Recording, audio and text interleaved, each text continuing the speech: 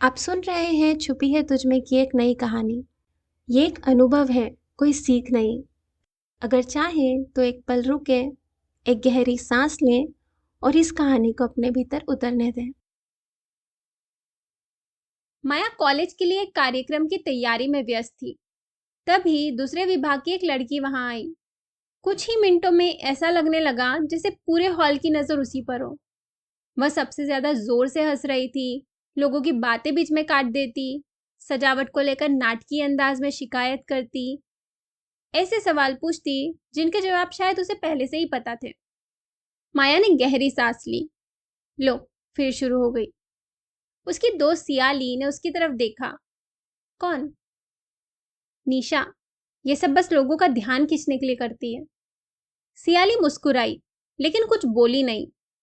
कुछ देर बाद निशा के हाथ से सजावट का एक डिब्बा गिर गया। ज्यादा बड़ा हादसा नहीं था, लेकिन उसने ऐसे प्रतिक्रिया दी जैसे बहुत बड़ी बात हो गई हो। Oh no! सभी की नजर उसकी ओर चली गई। कुछ छात्रों ने आंखें घुमा ली। किसी ने धीरे से कहा, छोड़ो इसे। दूसरा हंसते हुए बोला, क्लासिक निशा। माया भी वहां से जाने ही वाली थी कि उसकी नजर एक बात पर पड़ी। सबने निशा की तरफ देखा जरूर था, लेकिन कोई उसके पास नहीं गया। सियाली चुपचाप उसके पास पहुंची। सब ठीक है? निशा ने हैरानी से उसकी तरफ देखा। हाँ। पक्का? निशा ने सिर हिलाया। हाँ, मैं ठीक हूँ। सियाली मुस्कुराई। ठीक है। और बिना कोई बड़ी बात बनाए वापस अपने काम में लग गई। करीब 5 मिनट बाद निशा फिर पहले जैसी हो गई।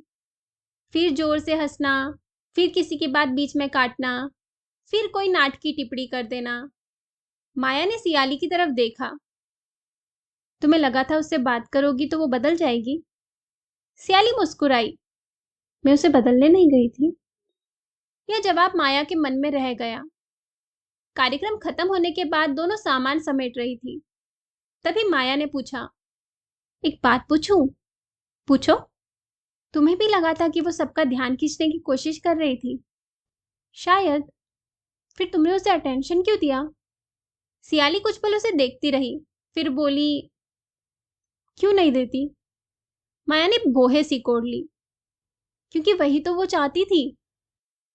सियाली ने एक डिब्बा उठाया और मुस्कुराकर कहा, मुझे लगता है यही हम अक्सर उलझ जाते हैं।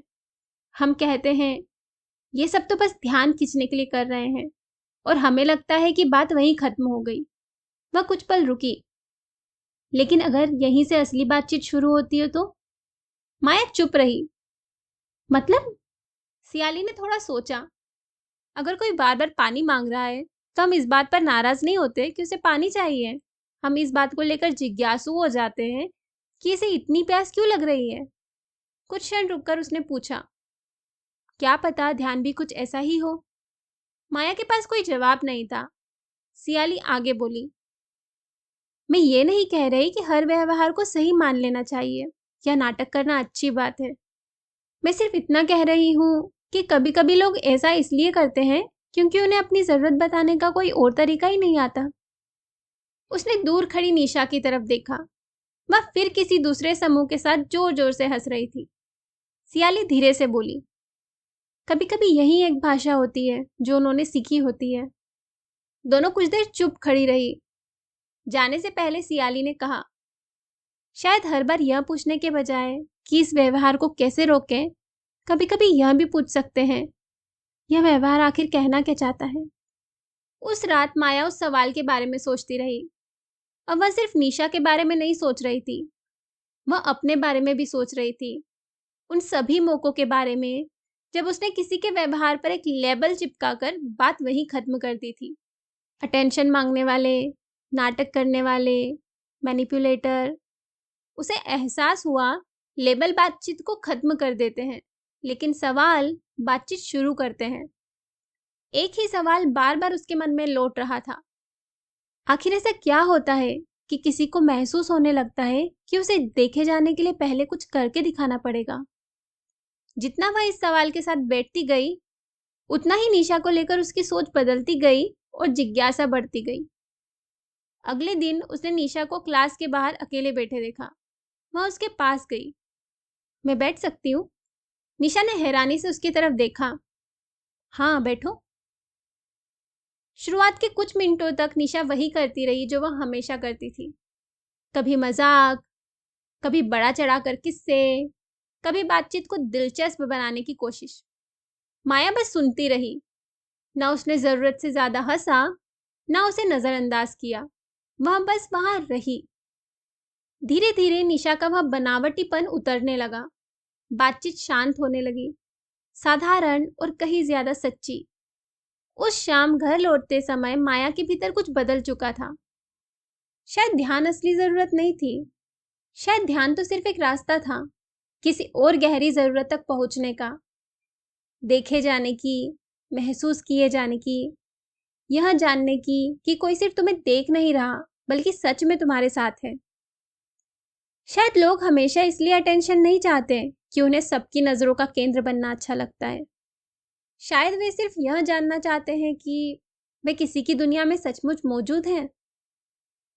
तो जरा खुद से एक सवाल पूछिए, क्या आपने कभी किसी को यह कहते सुना है, यह सब तो बस अटेंशन पाने के लिए कर रहा है? अगर हाँ, तो शायद अगला सवाल यह नहीं होना चाहिए, इसका व्यवहार कैसे बदलें। शायद सवाल यह होना चाहिए, ध्यान पाकर यह व्यक्ति आखिर पाना क्या चाहता है? क्योंकि कई बार लोग ध्यान नहीं मांग रहे होते, वे तो बस उस जरूरत को व्यक्त करने की कोशिश कर रहे होते हैं जिसे सामान्य तरीके से व्यक्त करना उन्होंने सीखा ही नहीं। अगर इस कहानी ने आपके भीतर कुछ छुआ है तो उसे तुरंत समझने की ज़रूरत नहीं। बस इतना जानिए, आपकी भावनाएं गलत नहीं हैं और आप अकेले नहीं हैं। अगर आपको ये कहानियाँ पसंद आती हैं तो प्लीज़ चैनल को सब्सक्राइब कीजिए ताकि मैं इसी तरह नई कहानियाँ लिखती रहूँ।